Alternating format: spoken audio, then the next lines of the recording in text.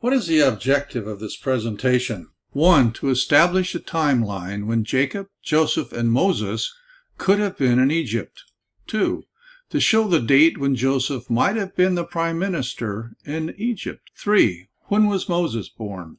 4. Which pharaoh did Moses appear before? 5. When did the exodus from Egypt take place? 6. Who was ruling Egypt when Moses died? 7. How Pharaoh Akhenaten could have formulated his idea of a singular God. And 8. Where does Pharaoh Ramesses II fit into the timeline? Let's look through history and talk a little bit about Joseph, Moses, and the pharaohs. This is something that really hasn't been touched on much as far as I can find. Start at 1737 BCE. During this period of time, which was the 13th dynasty, Sobek-hotep IV was ruling between 1740 and 1719 BCE. First, Sobek-hotep IV was one of the more powerful Egyptian kings of the 13th dynasty. It was around 1740 to 1730 BCE to either 1729 or 1719 BCE, and he reigned from anywhere between 10 and 12 years. Now, Joseph was born in 1767 BCE. He was the first of Jacob's 2 sons by his beloved wife, Rachel. In 1750 BCE, Joseph was sold and resold into slavery at the age of 17 years of age. Later, he was in Pharaoh's prison on false charges, and it's believed it was this Pharaoh's prison. Genesis 41:15 and 28 through 30 says, when Pharaoh said to Joseph as a prisoner, I had a dream, but there is no one to interpret it. Now I have heard it said about you that you can hear a dream and interpret it. This is just as I, Joseph, told to Pharaoh. The true God has caused Pharaoh to see what he will do.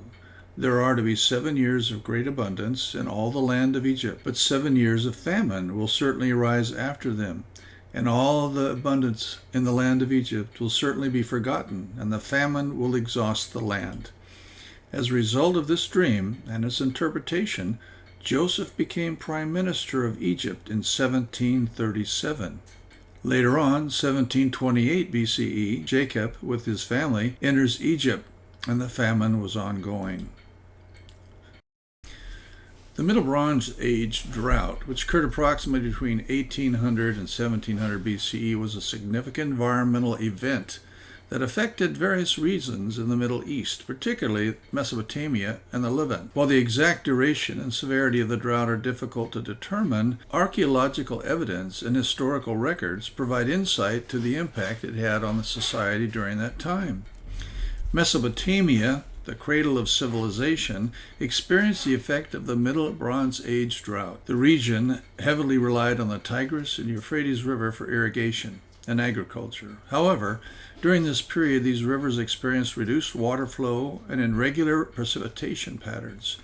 The lack of rainfall and decreased river level resulted in crop failures, reduced agricultural productivity, and subsequent food shortages. As a consequence, famines and social unrest likely occurred, exacerbating the overall instability of the region. The Levant, encompassing the modern-day Syria, Lebanon, Israel, and Jordan, and Upper Egypt, see the attached map, also faced the consequences of the Middle Bronze Age drought. Similar to Mesopotamia, the region relied on river systems like the Jordan River for agriculture. The reduced water availability and prolonged drought led to decreased crop yields and food scarcity. Communities had to contend with diminished resources, potentially leading to population migration, conflicts over scarce food supplies, and social disruptions. Here's that area that shows the Levant. And you see down toward the bottom, on a broader definition of where it is, Egypt was part of it as well. It is important to note that while the Middle Bronze Age drought is recognized as a significant climactic event, its precise cause remains a subject of study and debate among researchers. Various factors could have contributed to the drought, including natural climate variability, changes in oceanic circulation patterns, or shifts in atmospheric circulation systems. The precise relationship between the drought and societal's collapse during this time is also complex and multifaceted, involving a combination of environmental, political, and economic factors. The Middle Age drought serves as a reminder of the vulnerability of ancient societies to climatic fluctuations and the significant impact that environmental changes could have had on their social, economic, and political structures. Now let's go to the time period at 1657 BCE. This is during the 13th dynasty. Meseker-Hemre Neferhotep II was the pharaoh of the late 13th dynasty, possibly the 35th king of this dynasty. As such, he would have reigned from Memphis over Middle and Upper Egypt for a short time, either during the early or mid-17th century, from 1672 until 1669 BCE, or from 1651 until 1648 BCE. In 1657, Joseph dies. He was 110 years old, so he had lived during this king's reign. Now let's move on to the Hyksos period of time. Now this is very interesting to note. A team of archaeologists from the United Kingdom, Austria, and France collected enamel samples from the teeth of 75 human skeletons buried in Tel Adaba, which was the Hyksos capital in the northeastern Nile Delta. They found that the Hyksos may not have come as foreign invaders, but migrated to Egypt and lived there for generations before they seized power. Rather than originating as an invading force, the Hyksos rulers might have been born and raised in Egypt, says lead author Chris Stantis, an archaeologist from the Bournemouth University, United Kingdom. We are now going to travel to 1600 BCE. The Hyksos pharaoh Seir-Enkhayun was a Hyksos king of the 5th dynasty of Egypt, ruling over Lower Egypt in the second half of the 17th century BCE. His royal name, Seir-En, translates as one whom Re, or Ra, has caused to be strong. Khayun bears the title of the Egyptian king, but also the title ruler of foreign land. The later title is a typical designation of the Hyksos rulers, which was a first world power, according to Exodus 1:8. Exodus 1:8 says, "In the time there arose over Egypt a new king, one who did not know Joseph. So he said to his people, 'Look, the people of Israel are more numerous and mighty than we are. Let us deal shrewdly with them, otherwise they will continue to multiply, and if war breaks out, they will join our enemies and fight against us and leave the country.'" During this period of time, 1593 BCE, Moses was born. The next stop in our journey is 14th dynasty, Pepi I. He ruled approximately 40 years. According to the Turin Canon of Kings, he reigned over the northern portion of Egypt for 40 years during the early half of the 16th century BCE. Although officially only in control of the lower kingdom, Pepi, in practice, dominated the majority of Egypt during the early portion of his reign. He outlived his southern rival, Kamose, but not Ahmose I. Moses serves as a prince during this time period. In 1553 BCE, Pharaoh attempted to kill Moses, but Moses ran away from him and went to dwell in the land of Midian. Let's move on to 1541 BCE. 15th dynasty, last Hyksos ruler, Kamudi, 1541 until 1540 BCE. He was the last Hyksos ruler of the 15th dynasty of Egypt. Kamudi came to power in 1541 BCE. Ruling the northern portion of Egypt from his capital, Avaris. His ultimate defeat came at the hands of Ahmose I. After a short reign, this marks the end of the Second Intermediate Period. Moving on to 1550 BCE, this is the 18th dynasty, Ahmose I, 1550 BCE until 1525 BCE. He was a pharaoh and classified as the first dynasty of the new kingdom of Egypt, the era in which ancient Egypt achieved the peak of its power. He was a member of the Theban royal house and the son of Pharaoh Seqenenre-Tao. Moving on to 1526 BCE, this is the 18th dynasty, Amenhotep I. His rule ran from 1526 until 1506 BCE. Amenhotep I was a son of Ahmose I and Ahmose Nefertiri. but had at least two elder brothers, Ahmose-Ankh and Ahmose-Seper, and was not expected to inherit the throne. However, sometime in the 8 years between Ahmose's first 17 regnal year and his death, his heir apparent died, and Amenhotep became crown prince. He then acceded to the throne and ruled for about 21 years. Moses appeared, apparently from what we can figure out, before this pharaoh, Amenhotep I, 1513 BCE. Exodus 11:4-6 from the Rotherham. And Moses said, Thus saith Yahweh, About midnight I am going forth in the midst of Egypt. Then shall every firstborn in the land of Egypt die, from the firstborn of Pharaoh, who is sitting on the throne, unto the firstborn of the handmaid who is behind the two millstones, and every firstborn of beasts. Then shall there be a great outcry in the land of Egypt, such as never was, and such as never shall be again. Amenhotep I is thought to have had a son by Hahotep II, who died while still very young. With no living heirs, Amenhotep was succeeded by Thutmose I, a military commander. Let's continue by sharing some thoughts from some research on Amenhotep I. During his reign, Amenhotep I likely ruled over the entire Egyptian kingdom, which included Upper Egypt in the south and Lower Egypt in the north. The new kingdom was characterized by a strong central authority, and pharaohs during this period exercised control over the entirety of Egypt's territory. As such, Amenhotep I would have held dominion over all the regions within Egypt's borders during his rule.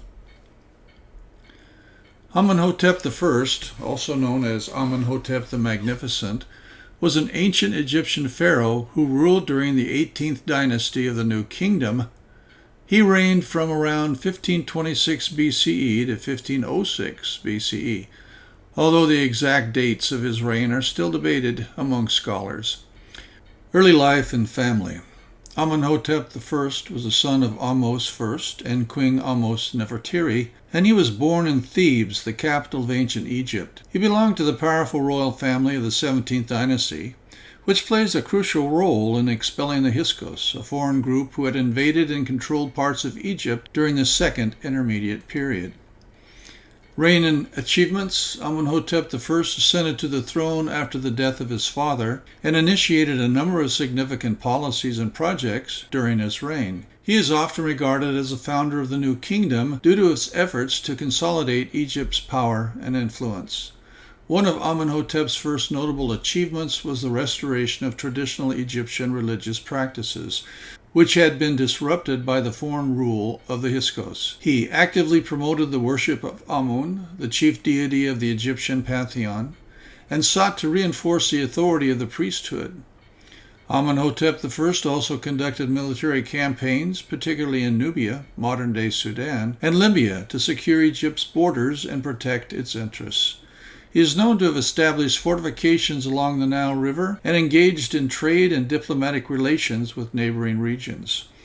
Archaeological evidence suggests that Amenhotep I undertook several construction projects, including the expansion of the Temple of Karnak and the construction of the mortuary temple in Thebes. However, much of his architectural legacy has been lost to time. Legacy and succession. Amenhotep's reign laid the foundation for the future success of the 18th dynasty and the New Kingdom period.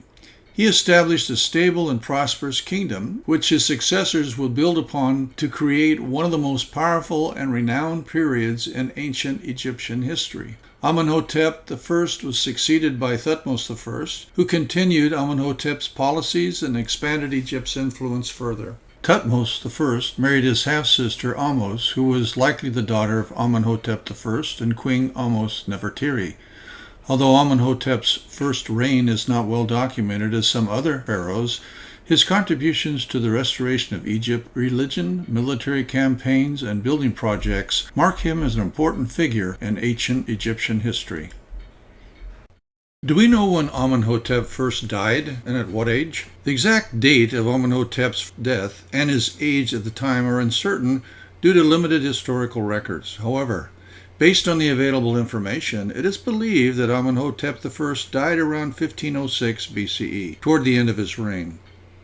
As for his age, it is difficult to determine with certainty. Pharaohs in ancient Egypt typically ascended to the throne at a relatively young age, often in their early 20s or even earlier. Therefore, it is possible that Amenhotep I was in his 30s or 40s at the time of his death. According to recent developments, December 28, 2021, and the use of advanced technology, Amenhotep's first age has been estimated at around 35 years, based on his bone analysis. He was in general good health and had no diseases or injuries, indicating how he died. So, could he have drowned? The answer is, it's possible. Take a look at this. Rotherham version, Exodus 14:26. Then said Yahweh unto Moses, Stretch forth thy hand over the sea, that the waters may return upon the Egyptians, upon their chariots, and upon their horsemen.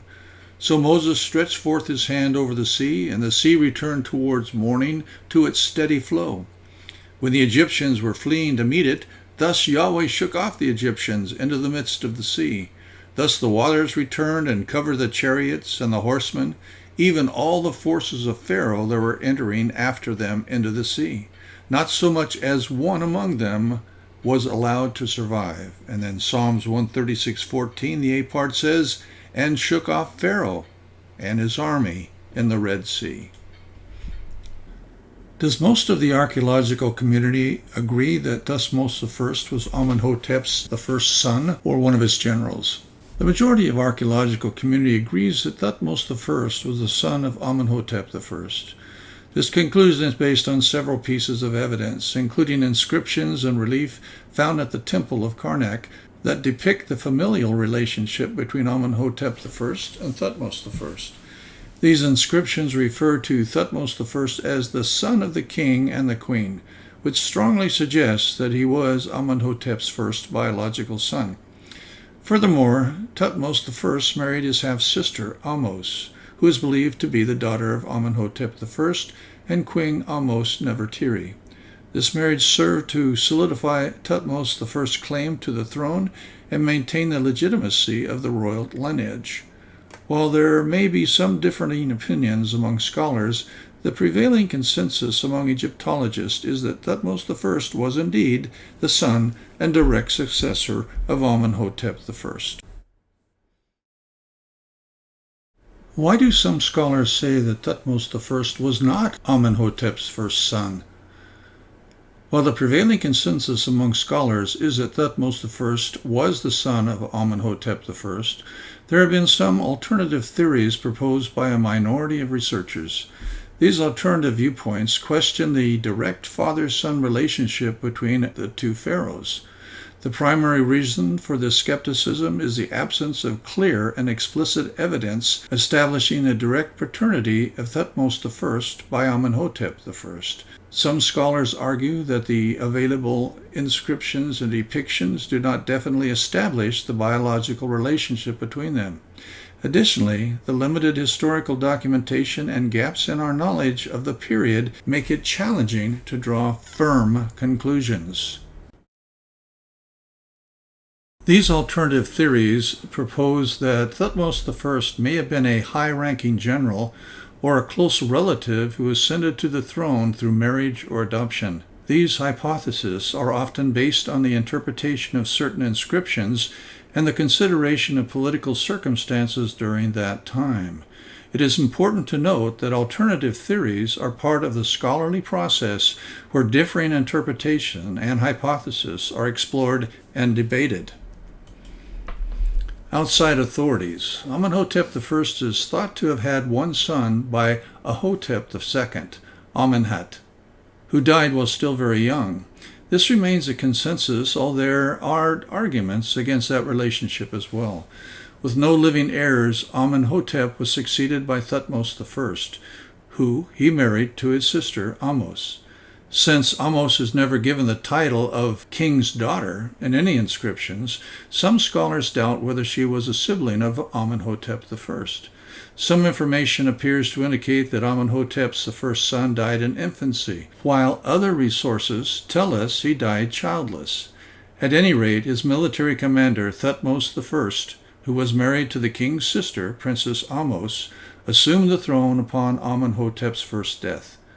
There is even a possibility that Thutmose I was a grandson of Ahmose, the father of Amenhotep I. He may have even served as a co-regent prior to Amenhotep's first death. Here are some references. I'll let you look them over, give you a couple of minutes to check them out.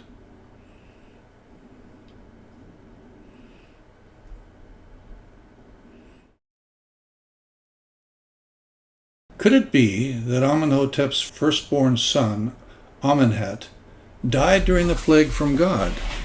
Exodus 12:29-30 of the Rotherham version says, "And it came to pass at midnight that Yahweh struck down every firstborn in the land of Egypt, from the firstborn of Pharaoh who sat upon his throne, unto the firstborn of the captive who was in the pit of his prisons, and every firstborn of beasts.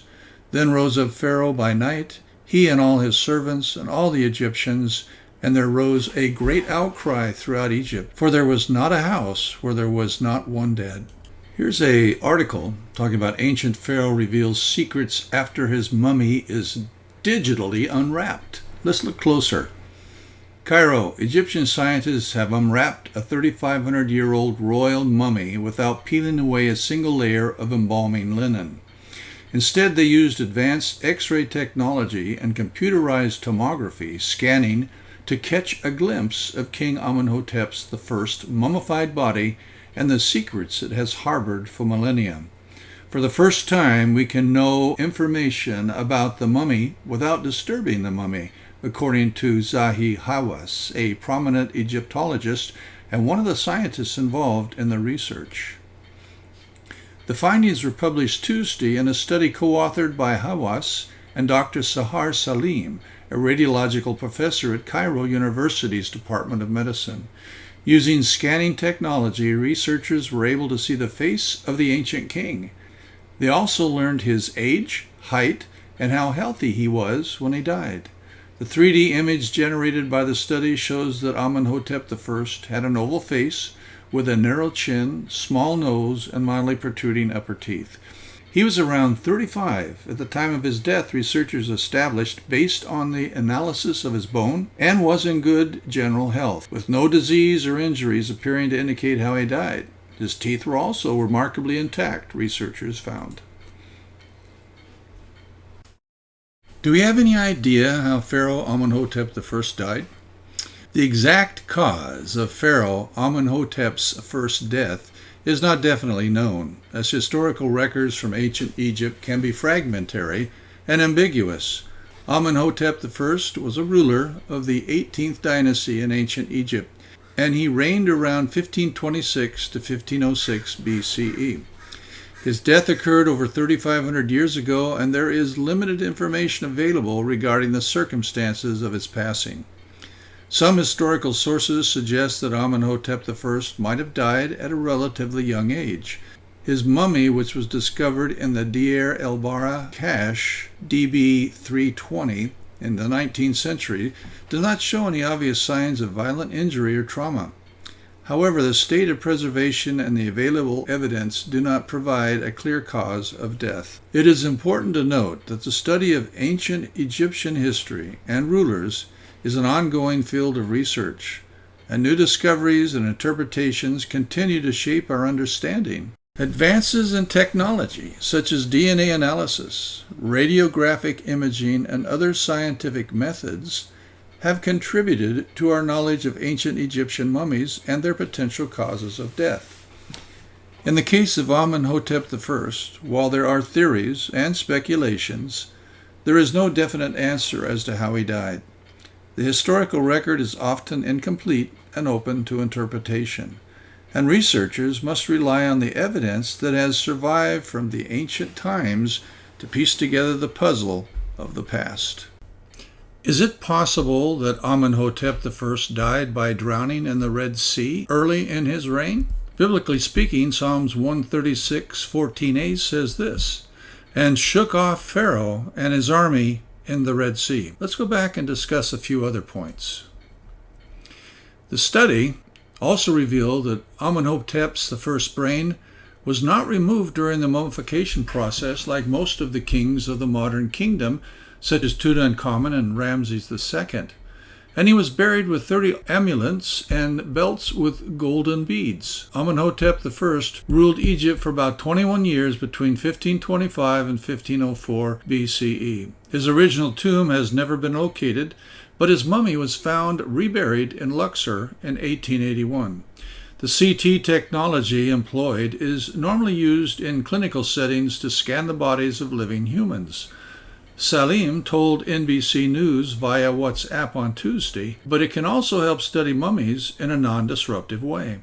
Nowadays, we do not physically unwrap mummies anymore, Salim, who is based in the capital of Cairo, said. We preserve our heritage and study them with non-invasive techniques. With Amenhotep I, Salim said they took thousands of very thin CT images, cross-sections of the mummy. When combined, the images formed a complete 3D reconstruction of the king's body, she said. Like slices of toast, when put together, make a full loaf of bread, Salim said. The technique enabled me to digitally remove the wrapping, to visualize the amulets in between the layers, and to visualize the face of the mummy. Pharoahs, who is also based in Cairo, said it's not the first time a mummy has been scanned digitally, but it's the first comprehensive analysis of its kind. In an audio message sent via WhatsApp, he said he hoped to use the same technology soon. We are planning now to do the same type of study to all the royal mummies, Pharoahs said. Is there evidence that the ancient cities of Pithom and Ramesses existed during the time of Amenhotep I?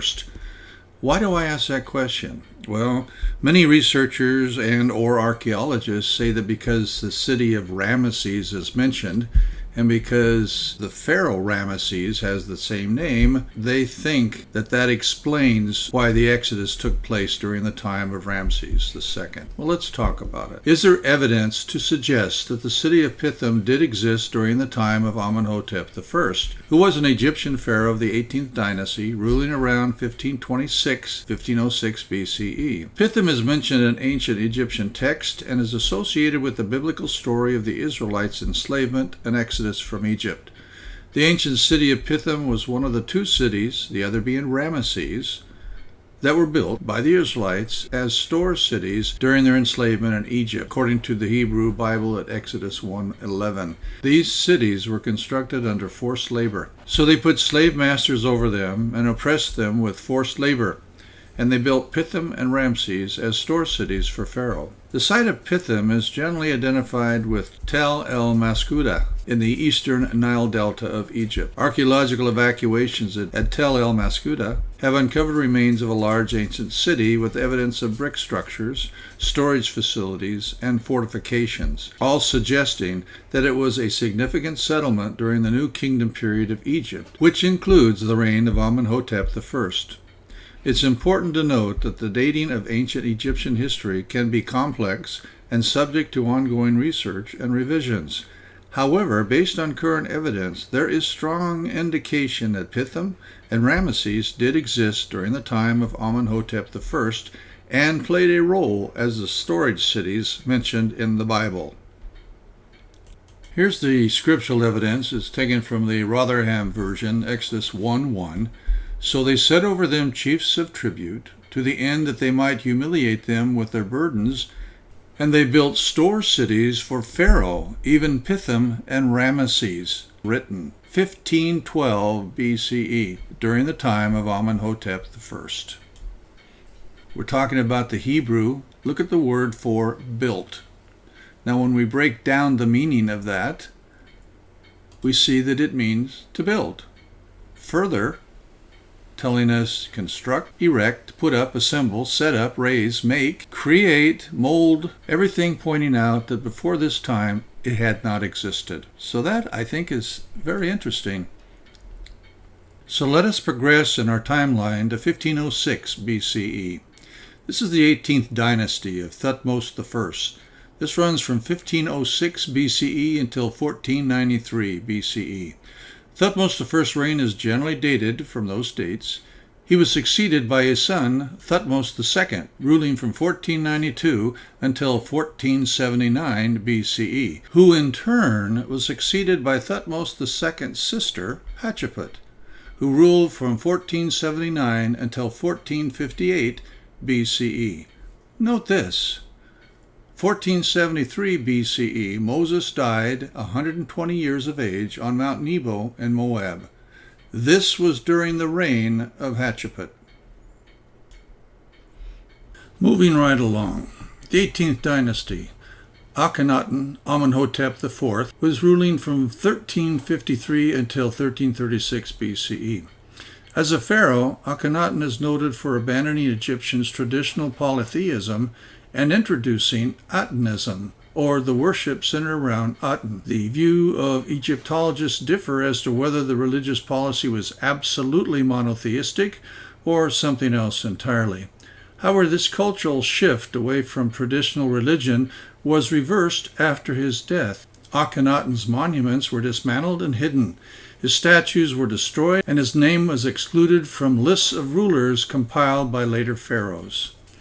Akhenaten's rule started approximately 120 years after the death of Moses. Here's a thought. Could Amenhotep IV, also known as Akhenaten, have stumbled upon the idea of one all-powerful God from historical accounts about Moses and his God Jehovah, Yahweh? Let's talk about the period of 1450 to 1020 BCE.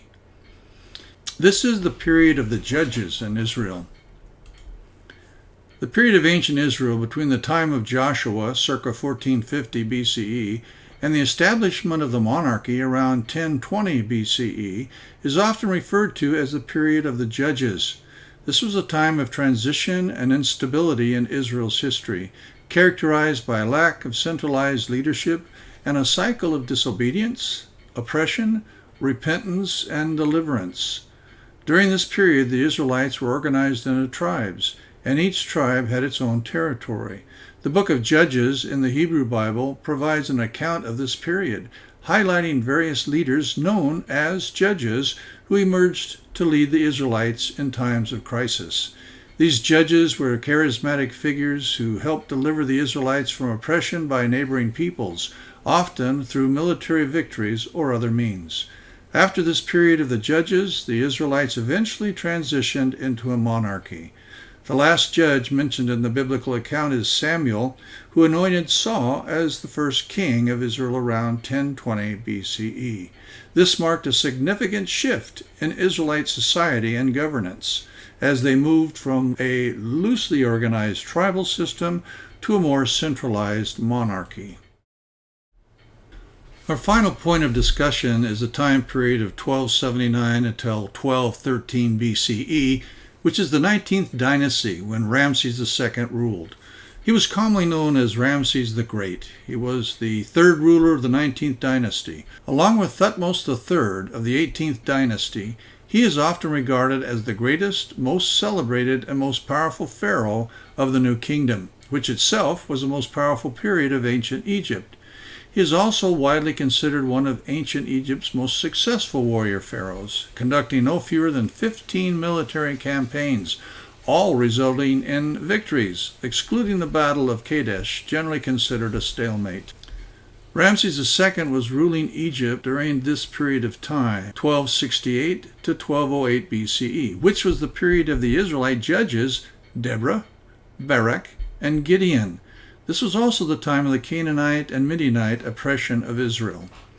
Remember, Moses died 120 years of age, 1473 BCE, on Mount Nebo in Moab during the reign of Pharaoh Hatshepsut.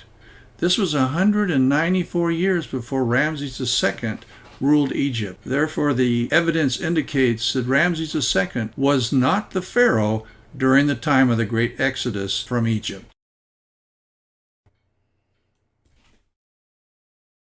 What did we discover over this 30-minute tour? 1. Joseph was prime minister of Egypt in 1737 BCE during the reign of Pharaoh Akhenaten IV. Moses was born in 1593 BCE, served as a prince during the reign of Pepi I, 1553. BCE. The exodus from Egypt was 1513 BCE during the reign of Pharaoh Amenhotep I. Pharaoh Hatshepsut was ruling Egypt when Moses died of 120 years of age in 1473 BCE. Ramesses II, 1279 to 1213 BCE, came on the scene during the time of the Judges, which went from 1450 to 1020 BCE.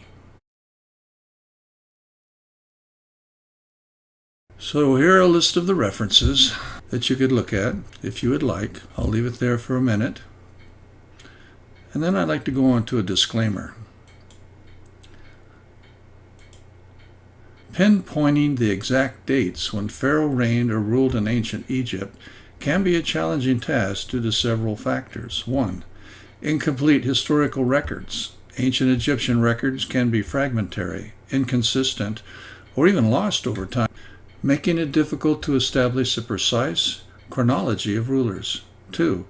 Multiple calendars. Ancient Egypt used different calendars throughout its history. Converting dates between these calendars and the modern Gregorian calendar can lead to discrepancies and errors. 3. Regnal years. Pharaohs often calculated their reign based on regnal years, which were counted from the start of their rule rather than specific calendar dates. Determining the exact length of a reign can be tricky when regnal years are not well documented. Co-regencies. Sometimes pharaohs ruled jointly with their successors or predecessors, leading to overlapping reigns. Identifying the start and end of each individual's reign in such situations can be complex. 5. Name changes. Some pharaohs adopted multiple names during their reign or changed their names upon assuming the throne, which can create confusion in historical records. 6. Erasures and revisions. In some cases, succeeding rulers may have attempted to erase the legacy of their predecessors, leading to the destruction or alteration of inscriptions and monuments. 7. Unusual reign lengths. Some pharaohs had shorter or longer reigns compared to the average, which can further complicate chronological calculations. 8. Dynastic disruptions. Periods of political instability or rival claimants to the throne can make it challenging to determine the legitimate ruler and establish a coherent chronology. 9. Archaeological dating. While archaeological findings can provide valuable insight, they may not always align precisely with historical records, especially when it comes to dating specific reigns. And 10. Interpretations and dating methods. Different scholars may use various dating methods and historical interpretations, leading to variations in the proposed dates for pharaohs' reigns. Despite these challenges, historians and Egyptologists use a combination of archaeological evidence, inscriptions, historical texts, and advanced dating techniques to create the most accurate chronologies possible. However, due to the inherent limitations, some uncertainties may always remain in pinpointing the precise dates of ancient Egyptian rulers' reign.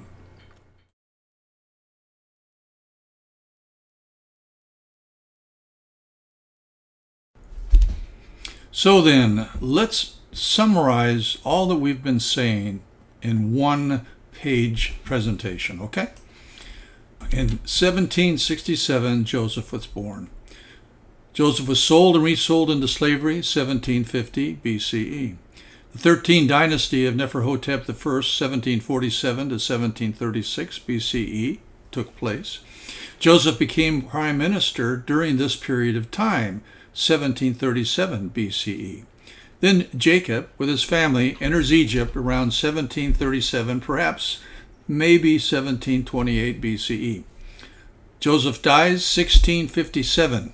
The Hyksos rule starts about 1638 and runs to 1530 BCE. Pharaoh Akhenaten ruled from 1621 to 1581 BCE. He was Egypt's first world power, according to Exodus 1:8. Around 1593 BCE, Moses was born. 1581 to 1541 BCE, Pharaoh Akhenaten I reigned. In 1553 BCE, Moses fled to Midian. So this was during the time of Akhenaten I. 1541 to 1540 BCE, Pharaoh Khumuti was the last ruler of the Hyksos period. Moving on. Then we have the New Kingdom, Pharaoh Ramesses I, 1550 to 1525 BCE. He ruled or united the upper and lower parts of Egypt. Then 1525 to 1504 BCE, Pharaoh Amenhotep I. This was the one or the pharaoh that Moses was before, 1513 BCE. Then we have the time of 1506 BCE when Pharaoh Amenhotep dies. Pharaoh Thutmose I, 1504-1492, took over after that. Pharaoh Thutmose II, son of Thutmose I, 1493-1479 BCE. Then Pharaoh Akhenaten, 1479. This was the female pharaoh, to 1458 BCE. In 1473 BCE, Moses died. He was 120 years, and he died on Mount Nebo. 1379 to 1021 BCE was the period of the judges in Israel. During this period, Pharaoh Akhenaten, 1352 to 1336 BCE, ruled, and also, finally, Pharaoh Ramesses II, 1279 to 1212 BCE. And if you note, right here, Moses died 120 years old in 1473, not during the time of Ramses II. Just a thought.